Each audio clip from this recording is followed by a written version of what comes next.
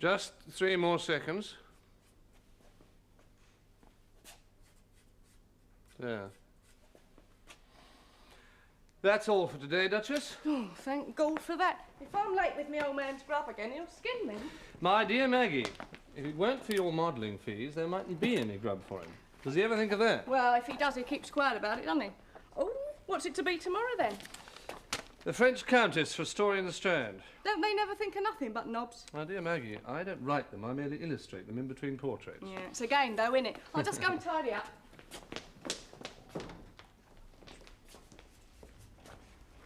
A lady to see you, sir. Mrs. Louisa Bridgenorth. I don't know her, do I, Saunders? Not to my knowledge, sir. Is she downstairs now? Yes, sir.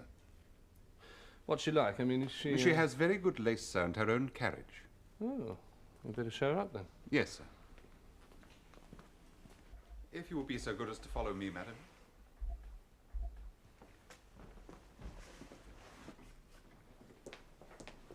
Mrs. Bridgenorth, sir. Ah.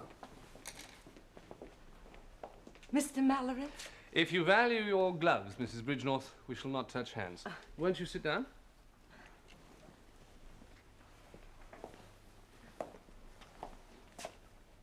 I saw your remarkable portrait of the beautiful Mrs. Flora Dorling at your exhibition last month. Ah. And your no less remarkable portrait of the extremely plain Mr. Dorling. He was, of course, the greater challenge. Please do sit. I'm glad you appreciate a challenge, Mr. Mallory. It's a challenge I believe I brought you. You may find my request a little odd, un peu bizarre. Well, if it's a portrait... It is a portrait. Then I shall consider it a challenge, of the most pleasurable kind. The portrait would not be of me. Of your husband? I have no husband. Of whom, then? Of no one. Of anyone. You see, I told you you would find it bizarre. Do you mean I am to choose my own sitter? On the contrary, there is to be no sitter. Whom, then, is the portrait to represent? An extremely handsome, distinguished man of not more than 30, clean-shaven, superbly dressed, and a gentleman. He is to hang over my chimney-piece. And where, my dear Mrs. Bridgenorth, am I to find this paragon if I am denied a sitter? Why, in your head, Mr. Mallory. He is to be a work of the imagination. I'm afraid I don't... Oh, there is to be one other stipulation. The portrait must be in the manner of a generation ago. It must look old. It must have the tone of time. Mrs. Bridgenorth, I'm afraid you do me too much flattery. How? You overestimate my capacities. I am in that category of painter who is a mere recorder. I paint the thing that I see, and I paint it as it is. I have no skill in creating what I do not see. But I thought an artist... Moreover, I am a child of my time, limited to my time. I cannot reproduce a style that is gone, even by generation. You see how narrow my talents are. Oh, money is not an object, Mr. Mallory. It may cost what it will. It's not a question of money, my dear lady. The trick is simply not within my competence. I've returned only recently to this country. I was told you were the coming man. I know no one else to ask. Mrs. Bridgenorth, if you will trust me, I believe I do. A good artist. It must be beautifully executed. Oh, an excellent artist. In fact, the only artist for you in the whole of London. She specialises in what you call the tone of time. She? The tone of time? Well, it is your kind of thing, Mary, my dear. Mary Tredick, magician of the palette. I really wonder, you know, why you don't go in for forgery. And for someone who effortlessly strolls back through the centuries, a mere 20 or 30 years would be nothing. Oh, that part of it, yes, I can see, but a face out of my head. But you have so many in your head, Mary, my dear. From all the museums you've haunted and all the great things you've studied. If anyone in London can conjure up what Louisa Bridgenorth wants, then it's you. Well, what I don't quite understand is what she wants it for. Well, it's only my guess, but I suspect it is to symbolise a husband who's not alive and perhaps never was. She's just returned to London, you say? I get the impression she's lived abroad. Her past is not clear. I believe she's trying to build up a kind of substance for herself, a background. Of which the portrait is to be a part. Well, you can see the scene, can't you? Portrait over the mantelpiece, and in the due course of time the transfiguration will occur. Who is that awfully handsome young man? That? Oh, that's just an old sketch of my husband. A long time ago, of course. Is she respectable? Oh, how you do go directly to the point. What can I say? She may have had her adventures. And if she has, she's obviously made them pay. I can hardly ask. Can't imagine anyone asking Mrs. Bridgenorth anything remotely impertinent. She sounds to be the sort of woman who is the creation of her own talents. Well, she's clearly seen a great deal of life.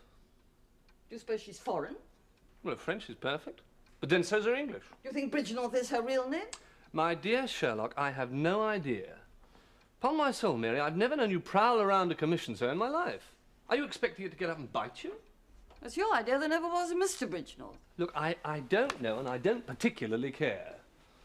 But will you at least meet her? No.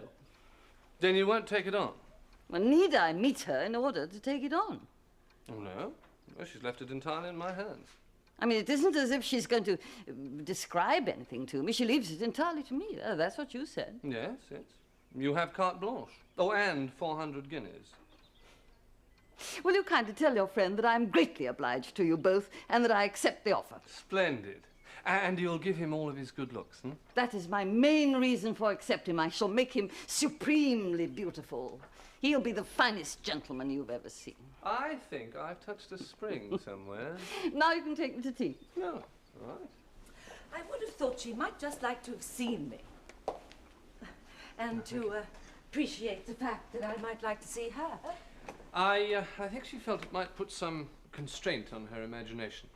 And you did so want her to have complete freedom in that way. Yes, I suppose that's true. You'll see her when it's finished, when you collect the portrait. And when I pay her, I suppose. Will she take very long? No, I don't think so. No, she seemed very excited. Oh, she is enthusiastic about it, then. Oh, about the whole idea. It seemed to strike her very powerfully. Is Mrs. Tredick's husband alive? No, he died out in India. Well, did she wonder why I should want such a picture?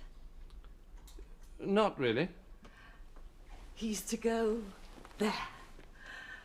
You do see how much both the room and I need him. How soon do you think? Oh, I don't think it'll be long. But I think you should leave her at least 2 or 3 weeks. As I say, she is in a ferment. But even that process takes a little time.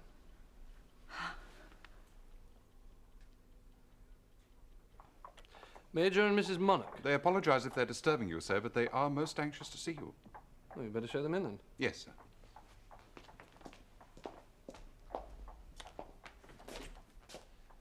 Major and Mrs. Monarch, sir. We come from Mr. Rivet. Ah, Claude Rivet recommended me.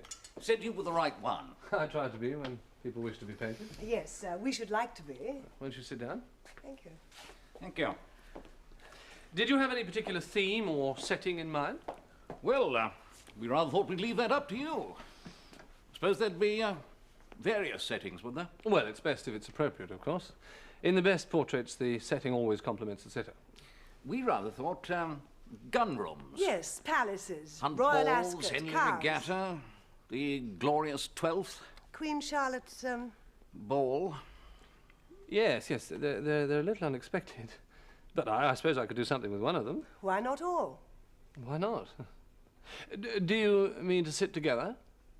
That would be double, I suppose. Well, naturally, there is a higher charge for 2 figures than for 1. We should like to make it pay. Oh, that's very good of you. We mean for the illustrations. Mr. Rivet said you might be able to use us. Oh, I see. You mean... What you're saying is that you want to be models? Oh, Mr. Rivet told us that you were quite exclusive in your work for publishers and magazines, and I thought, that is, we thought. Well, you do often have to depict ladies and gentlemen. Well, yes, but... Well? I don't actually... You see, art is as deceptive in that as in everything else. By some strange alchemy, I drape a piece of velvet over a scrap of an East End girl and she becomes a duchess. You do see. I'm sorry. But, surely, sir, the real thing. We have been much involved in amateur dramatics. Before I left the army and had the misfortune to lose our money, My husband has tried everything. Do sit down. Isn't a confounded job I haven't applied for, waited for, prayed for. Well, you can imagine we'd have had to be pretty desperate first. Secretaryships, that sort of thing. Might as well ask for a peerage. I'd be anything, but they just won't look at you. There are thousands as good as oneself already on the floor. Gentlemen who've drunk their wine and kept hunters. Poor beggars. Look, I tell you what. Why don't I try a couple of sketches and we'll see how it goes from there, hmm? What a sensible idea. Why not? Leave me your card and I'll be in touch in a few days.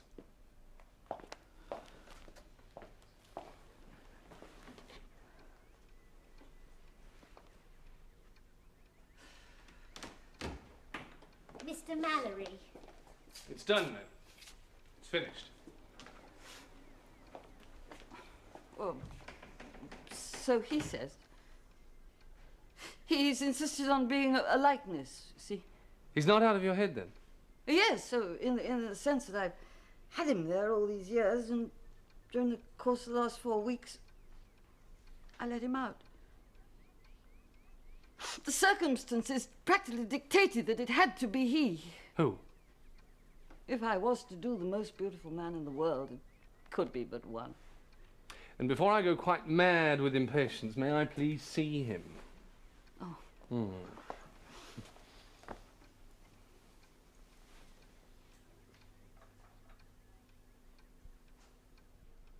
Mary, it's magnificent. I feel the force of the man as he was. You feel some of it. And you did this without aids of any kind? Depends what you mean. Well, notes, sketches, studies. Oh, I destroyed them years ago. But you did once have them. I once had everything. It's all memory then. It's all hate! But Mary, the vitality, the passion, that's not hate. He had that all right. Do you know what I think? I think it's too good for its purpose. It's the best thing you've ever done. It's absurd to put it to the service of a lady who simply wants a posthumous husband. A clever piece of humbug would do as well. The picture served its purpose. I've worked it out of me, and it's helped. To see him stuck up there in a wall as a piece of window dressing for some poor, socially minded widow, that's just the kind of absurd and humiliating fate I could have wished for. Let him go and be Mr. Bridgenall. Mr. Bridgenall.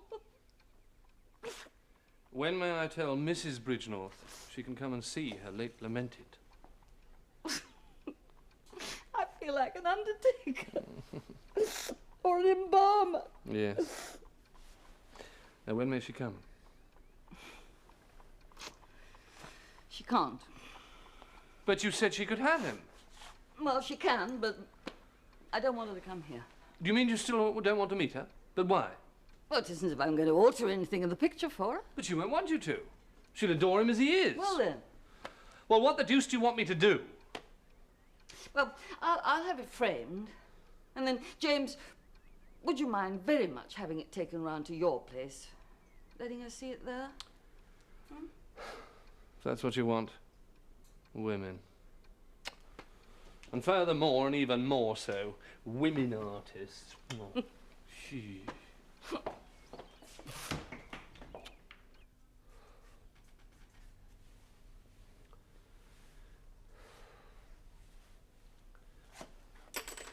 You keep admirably still, Mrs. Monarch. I was quite used to being photographed when I was younger. Look, would you try to give me a little more looseness? A little easiness? No. Try not to feel as if you're on show. Just relax. That's it. There. And try to feel as if you're in your own home. Hmm? That's it. Relax.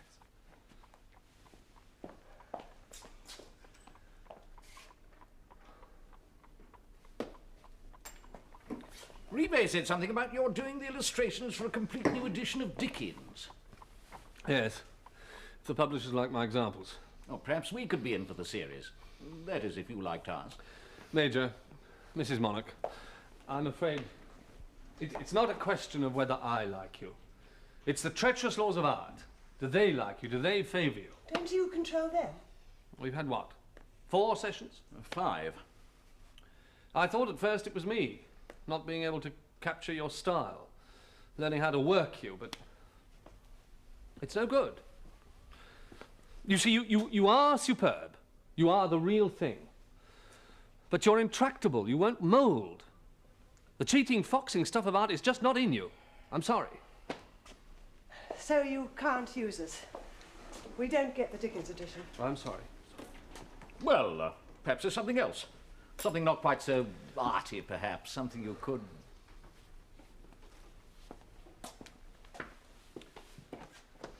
It's been very kind of you to persevere with us as you have done. Oh, may I? Yes. See. Now, I owe you for what? 4 sessions? Oh, no, please, I insist. Perhaps a cheque. My husband. You have our card. And if anything should occur to you... Yes, indeed. Who was the model for that? Oh, that was Maggie. Little Cockney girl I use.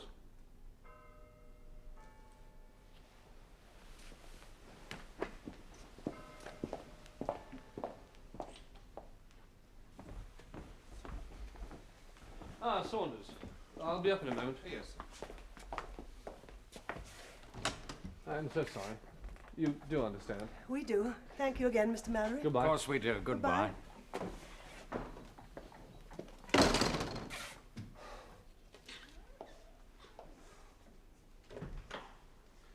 Saunders.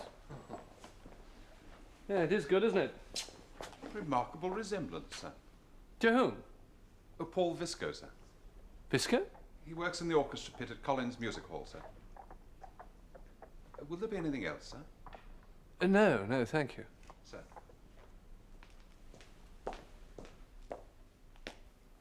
Paul Visco, eh? Mrs. Bridgenorth, sir. Mrs. Bridgenorth. I may say, Mr. Mallory, that I find your lady portrait painter more extraordinary by the hour. They're a strange breed, madam. Would you decline to meet me beforehand? I can perhaps understand there was nothing I could tell her. I think that's what Mrs. Tredick felt. But to persist in her isolation after the work is done can only be either bad manners or a lack of confidence in her results. I think it's less a question of manners than a kind of personal reserve. I can assure you that no offence was intended towards you personally. As to her results, you must judge for yourself.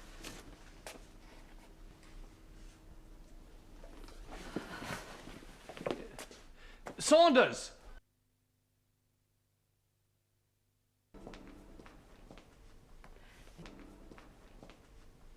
There's no conceivable possibility in my pretending, I suppose. That you just happened to faint for no reason in the world?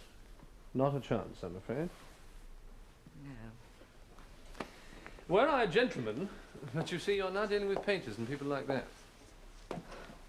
You knew him, didn't you? He's too magnificent. Mrs. Bridgenorth. But how did she know? I'll tell you how did she, if you tell me how did you. Well, it's simply the one face in all the world that I would have wanted painting, if I'd known how to ask. Now then, how did she know? It's quite easy. She didn't. You mean she just painted him out of the air? Oh, no, no, no. She knew him all right, but she didn't know you did. Oh, I realize she knew him. He's there to the life. What I find hard to accept is that it's a coincidence. Oh, these things do happen, you know. I give you my word of honour that she doesn't know about you or your connection with him.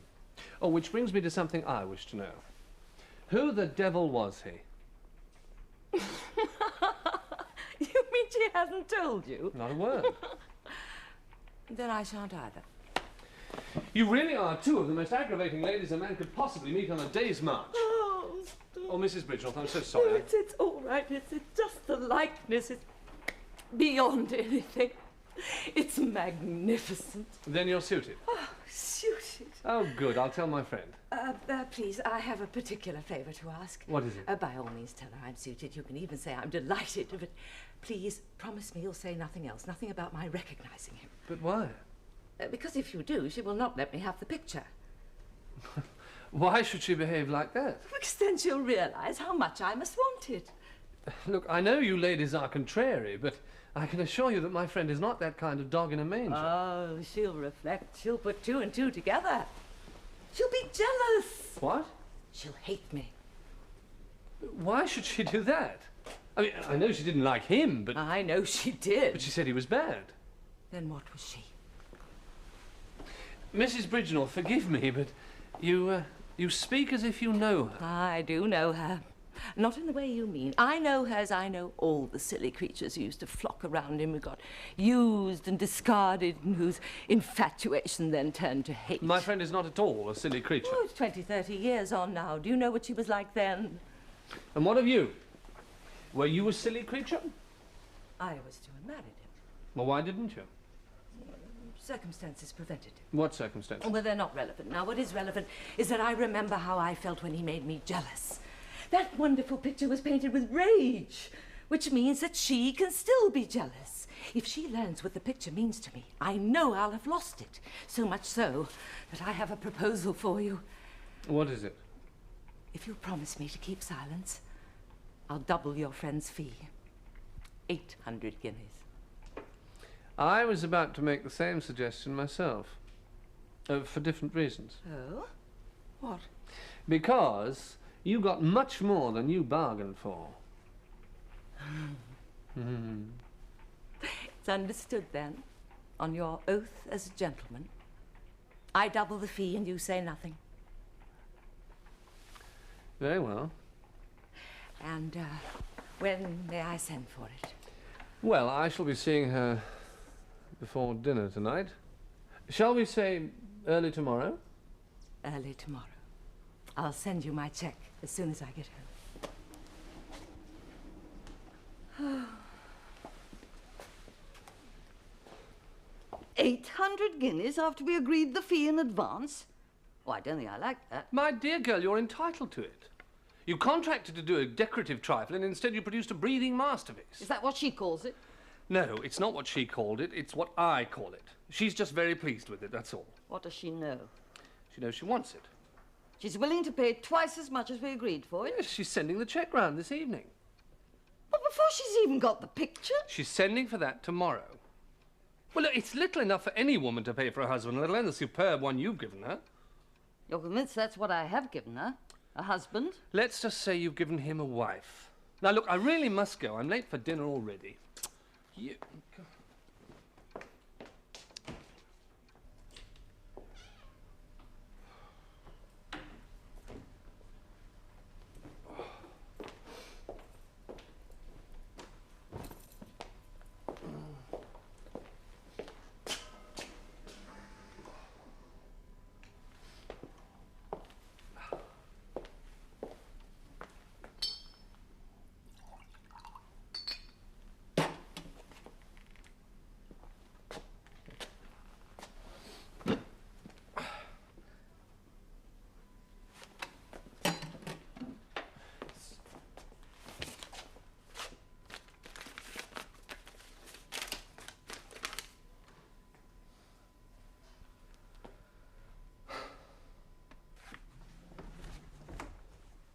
Morning, Saunders. Oh, good morning, sir.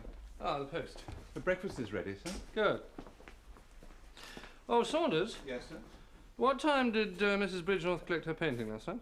Mrs. Bridgenall, sir. Oh, no, it wasn't Mrs. Bridgenall, sir. It was your painter friend, Mrs. Tredick. What? She had a hackney waiting, sir, and I helped unload it.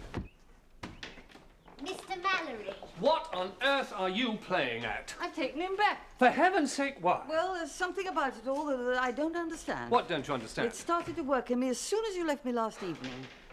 Her doubling the fee like that, her anxiety to get hold of the painting. Well, it's just her way. She's like that. She's impulsive, impatient. It's hardly surprising she should fall in love with him. Fall in love? Well, certainly. What woman wouldn't? In any case, you have no right to back out now. Well, I won't back out if you will answer me a question. Did she say she knew him? Well, she certainly didn't name him to me. It's come to me she must know him. It would account for so much the strange way I feel. I see him set up there in your studio, and she face to face with him. quivering to claim him as she never could in real life for her husband. Oh, so you've decided you know Mrs. Bridgenall, have you? Well, there were thousands of Mrs. Bridgenalls. They spread themselves like an endless carpet at his feet. And the Mary Treddicks, did they spread themselves? Look, we were engaged to be married.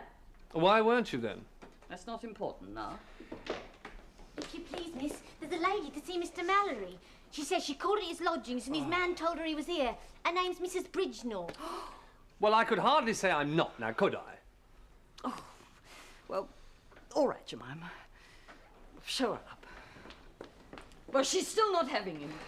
Why, if you hate him so much, do you mind her having him? Because I believe she is one of the reasons why I hate him. Oh, so she's not 1 in 1,000 then? She's a particular one. From her pursuit of you here, which I find to be typical. Yes, she is a very particular one. Mrs. Bridgenall. It is you. I felt it must be. Mary Parker. The fey little thing forever drifting around Como with her sketching pad and watercolour case. But I remember you too. Louisa Bonham, the governess who was always more at home with the fathers than the children. I don't know what gives you the right to be offensive. This meeting is not of my choice. Nor of mine. I simply came for my property. Your property? He's no more yours now than he was then. Mr. Mallory, I entered into a business transaction. I performed my part of it by sending you my cheque last night. When I came to take delivery of the goods this morning, I found they'd been snatched back. I look to you, sir. Business transaction, delivery of the goods. Whoever it was who lent you the name Bridgenall, it's obvious he was a shopkeeper. Strikes me it's pretty much of a shop you keep yourself. Ladies, please, Mary, Louisa. Look, I am quite willing to arbitrate. There's nothing to arbitrate about. I choose not to sell my painting. You have sold As I say, I am quite willing to arbitrate, but I insist that tempers are cooled. I'm perfectly cool. So am I. But before I do so, there is a great deal I must be told. The alternative is that I wash my hands of the whole affair, walk out and leave you two stranded like 2 beached turtles. 1 turtle. 1 whale. Since I'm obviously not going to get even common courtesy here, and common courtesy was all I expected, I have nothing further to say. From this point, it's a matter for my solicitor. Goodbye. Mrs. Bridgenall.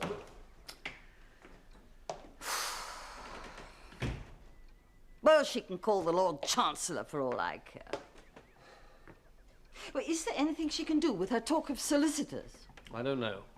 The thickets of the law are a mystery to me. But since you've landed me in this, I demand to know the whole story.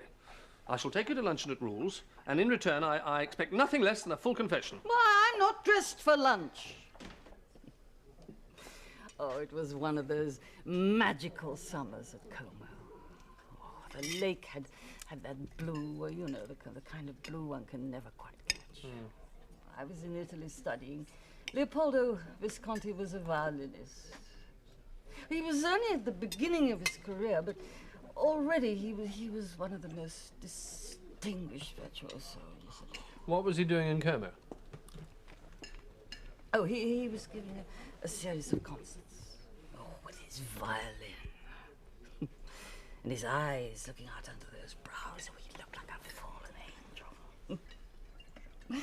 His concerts were packed to the doors with silly women. Of whom you were not one, of course. One night, he happened to catch my eye. I could have sworn he missed a note. His eyes kept coming back to me. Next day, I happened to see him, quite by chance, practicing on the terrace of his villa. How extraordinary. Now, how did you just happen to do that? Well, I was interested in more as a subject, those bones. I asked if I could sketch him while he practiced. I see. So you plied your separate arts, as it were, together. How very romantic. It wasn't romantic at all. It was very hard work. I couldn't quite catch the expression. I had to go back, day after day. Night after night. Well, he had so many women after him. I think he found it rather a relief to be with one that wasn't chasing him. I'm sure you do. Then, one day, we realized we'd fallen in love. Came as a complete surprise to us both. Well, yes, of course it would. I mean, a handsome young man and a pretty young girl spending all their time together. Falling in love would be the last thing they'd expect. James, I did not chase him. My dear Mary, I never said you did. Oh, we were in seventh heaven. I was supposed to go back to Florence and study, but I didn't. Oh, it was beautiful. Idyllic. Then the brutish world broke in the shape of little Louisa Bonham, now known as Mrs. Bridgenorth. Ah. The moment she saw Leopold, she marked him down. Wherever he turned, there she seemed to be. I did my best to protect him, but I couldn't be there all the time. I'm sure you did your best. Well, Leopoldo thought the best thing to do would be to announce our engagement. Then she'd have to leave us alone. Leopoldo thought that. Yes, but I didn't want to appear to be pushing things, so I wouldn't let him announce it. But you were unofficially engaged. Yeah. He was very romantic. He wanted us to run away and get married in a little chapel in the hills. Oh. We named the day. We planned it all very carefully. Well, what went wrong? He ran off with pushy little Louisa Bonham. What? I was left alone in the rendezvous in the hills. I finally returned to Como. He'd gone. So had Louisa Bonham. I left the next day. I never saw either of them again. She obviously ruined his career. He never became famous. What a tragedy. Which is one of the reasons why she has as much chance of getting that painting as I have of becoming the Archbishop of Bombay. Thank you for a most delightful luncheon, Jane.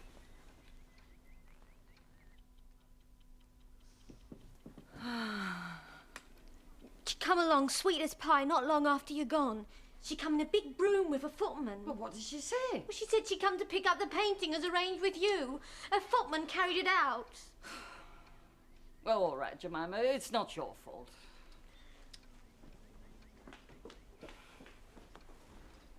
Well, she hasn't changed. That woman has not changed 1 millimeter, but this time she's gone too far. This is theft. I think I shall speak to the police. Oh, no, I don't think you should do that. Now, let me speak to her first. Oh, no one ever got anywhere with Louisa Bonham by talking. Well, at least let me try. I mean, if this thing gets out, it's most embarrassing for both of you. Well, she's the one who'll go to Holloway. What on earth possessed you? Isn't it gorgeous? Isn't he gorgeous? Wasn't I right about what he does for this room? What he does for me? You realize you have committed a criminal act. Rubbish! Picture is bought and paid for. Even if it weren't, even if I hadn't paid a penny for it, she owes it to me for what she did to me. What did she do to you? Would you really like to know? Well, yes. Have dinner with me tonight at Rules. I'll tell you the whole story. Must it absolutely be rules? Absolutely. Very well. I just arrived in Como with the family I worked for, and the whole resort was talking about this brilliant new young pianist, Leopoldo Visconti. He was giving a series of concerts. I beg your pardon, you did say pianist? That's right, pianist. Oh, he had such exquisite hands. He was obviously destined for a brilliant future. When he sat at the piano, those magic fingers casting spells. Well, women fainted at some of his concerts. Paganini had the same effect, I'm told. He, of course, was a violinist. One night, after a concert, one of my little charges, little Charlotte, she decided she wanted Leopoldo's signature. How old was she? She was 3. 3? I see. So, of course, you had to get it for her. Well, I took the child with me, of course. Of course. Oh, there were positive hordes of stupid, clamouring women outside his door. But none of them had an angelic little child of 3 who wanted the maestro's signature. Exactly. Oh, he was kindness itself. All Italians adore children, of course. Well, I spoke very good Italian in those days, but he had very little English, so it seemed perfectly natural that he should ask me to give him English lessons, yes. Well, of course, that necessitated seeing rather a lot of him. Oh, yes, it would. I don't know if you've noticed about languages, but they do create the most extraordinary intimacy between teacher and pupil. Well, we should have known what would happen. It never occurred to you? Well, these things don't happen Suddenly, one knows that they blossom slowly. Still, it did seem to us that we'd been hit by a thunderbolt. He would play Liebestraum by the hour. We really did drift about in a dream of love. Until that female Cossack, Mary Parker, turned up, using her pencils like lances and her sketchpad like a battering ram. Oh, dear. At every turn in the path, behind every tree, she lurked. Scribble, scribble, scribble. Turn your head this way, Leopold. Turn it that way, Leopold. I suddenly knew what it was like in the Garden of Eden when the serpent arrived. What did Leopoldo think about this? Oh, he was the gentlest of men, incapable of being rude to anyone. I mean, she forced herself upon him. After all, I couldn't exactly behave like a jailer. Of course not. I knew he'd realize the sooner we got engaged, the sooner she would have to go away. And he did realize this? Oh, yes, he did. He finally agreed that it was the best thing to do. We eloped to a little village across the lake.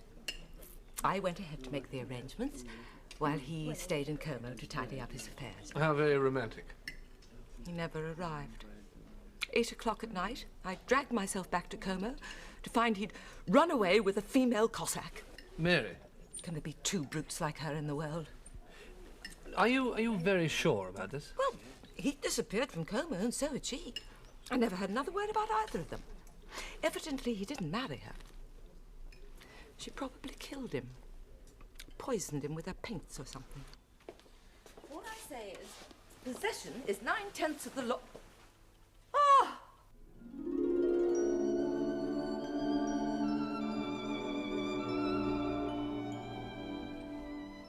I simply played her own trick back at her. I told her servants I needed to have the picture in order to make a few slight alterations. You realise this is the kind of game they must play in hell? I mean, this could go on forever. By legal process or by stealth, she will get back at you, you will get back at her. She can come at me with lawyers or a company of dragoons. I painted that in bitterness. I'm keeping it in joy. Why not paint another one? One of your marvellous copies. Then you'd both have one. Oh, that wouldn't serve at all. Oh, I see. So the joy is not in having him, but in depriving her. Oh, you can think that if you like. I'm so sorry. I am coming. It's all right, Jemima. Very clever, James.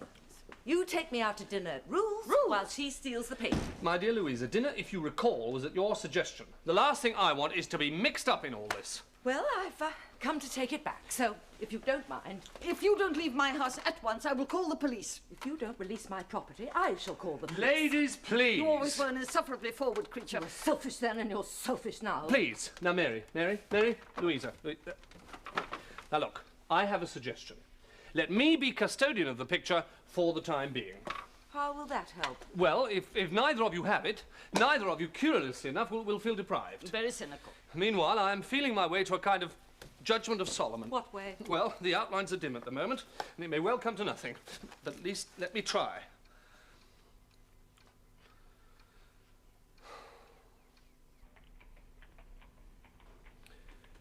Thank you, Saunders. Oh, Saunders? Yes, sir? When you first saw that picture, you said it reminded you of someone. Yes, sir. Paul Visco, sir. Have you any idea where I might locate him? That's rather difficult to say, sir. As I said, he used to work in the orchestra pit at Collins, but I haven't seen him there for some time, sir. Did he? I could make inquiries as to his whereabouts if you wish, sir. Would you do that?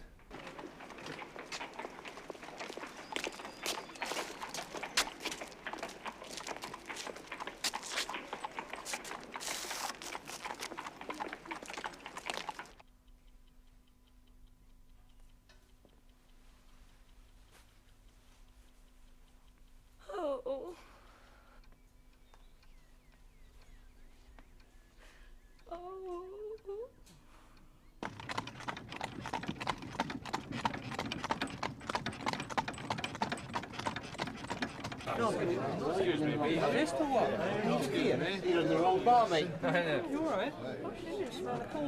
Wrong bar, mate. Yes, sir. What can I... Excuse me, am I addressing Mr. Paul Visco? yes? And am I also addressing Signor Leopold Visconti? Yes. How do you know me? You have seen me work. Saunders, my tails, quickly. Yes, sir. I have to be back in the East End in 20 minutes. Sir, Major and Mrs. Monarch are upstairs, sir. What on earth do they want? Look, I'm awfully sorry, but... Saunders! Mr. Mallory, if, as you say, it's all illusion, well, there are as many lower-class characters in Mr. Dickens as ladies and gentlemen. Bill Sykes, at your service, sir. And, say, Mrs. Gamp. It could work, it could. Look, I'm in a terrible hurry at the moment. Could you possibly come back tomorrow, say about 4 o'clock, huh? Saunders! Being transported to Camden Town at this hour is not what I had in mind when I agreed to put myself in your hands. I've nothing to say, for the moment.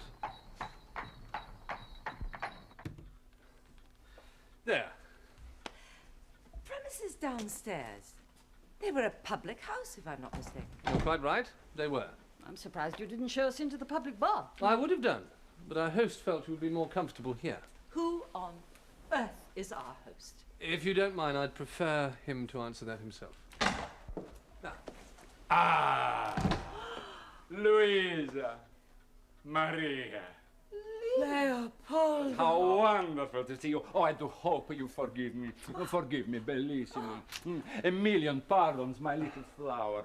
I have thought about you so much, wondered about you. Is this place yours? Yes, isn't it wonderful? You're a publican. I prefer innkeeper, but as you Your please. violin. She means your piano. Permit me to know what I mean. Ah, champagne. For such an occasion, only the best will do. Please, Mr. Mallory. Certainly. Whoa. Very good. Dio mio. Vintage, obviously. Ecco. Eh. Just a little, Carissima. Tu como? Come To our youth. Well, to your youth, I was not so young. Oh, you were the young Paganini. She means Chopin. What happened to it all? The success, the concerts. The concerts. Oh, Louisa Maria. I am older than you, and I am a peasant. My memory is better than yours, and without mercy. The concerts took place in the lounge, how do you call it, the tea lounge of the Hotel Bellini. Oh, what does it matter? Where? I was leader of the resident quintet. We played during tea, during dinner, after dinner, morning coffee. Sometimes I played the solos, sometimes I played the violin, sometimes I played the piano, sometimes the clarinet. I can play anything. It's a trick.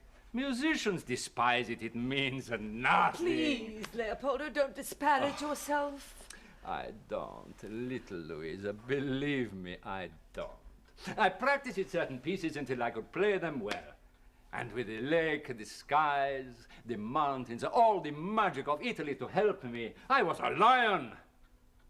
And I gobbled up little English girls for breakfast. Was that all I was to you? Just another little English Oh, no. You were the different ones. You were my downfall. Downfall. You both had such force. You, Maria, with your crayons, and you, Louisa, with your books of grammar, so beautiful and so determined, and both are so jealous of each other. Oh, I was never jealous. You were the different ones. Always before, I was in control. But now, I was on the run. But I adored you both. You adored me. Pay no attention to her. I was like a juggler. I managed to keep both plates in the air. Now we're plates, are we? For quite a long time. And then, you both proposed to me. Oh, that's preposterous. I don't know what she did. You both proposed to me passionately. I did not dare to say no to either of you. I was terrified what you might do to each other and to me. You make us sound like she-wolves. Oh, but such beautiful ones. I tried everything I could to keep you happy. I invented excuses, reasons, little fantasies, but you were both implacable, so what could I do? I arranged to meet you both on different sides of the lake, and I ran away to America. But in America, I went in for what they call vaudeville. I was the man who could play anything. Of course, my name was too long, Leopoldo Visconti, so they shortened it to Paul Visco. I was very successful. Vaudeville? But after some years, they became tired of me. So I came to London, and that was when I bought my pub.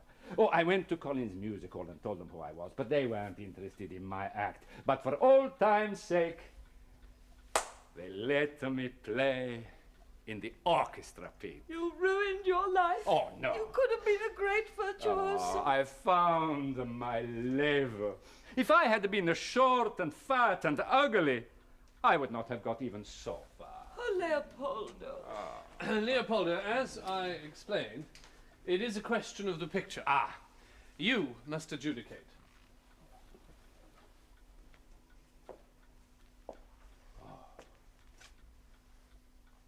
You painted this. Yes. Now you, Maria, you have a real talent. I kiss your hand.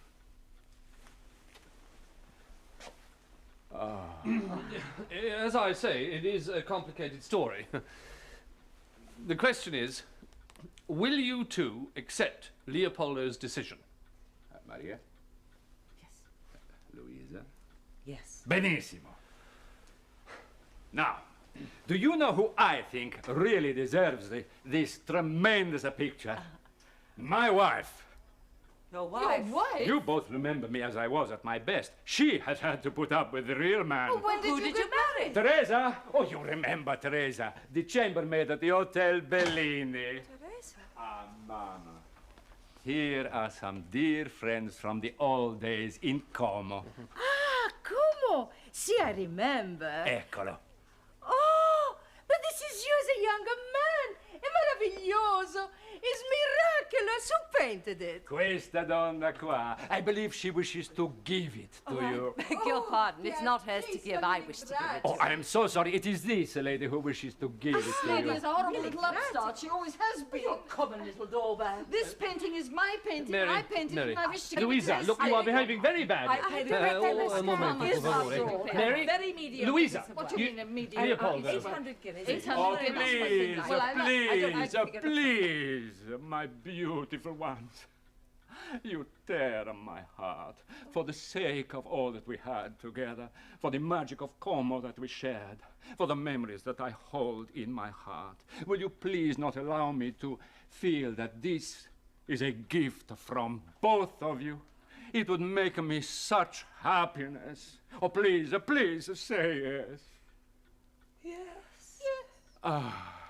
A million thank yous. You are both magnificent as ever. Whenever I look at this picture, I will think of you both. And now, arrivederci, my little Rosa.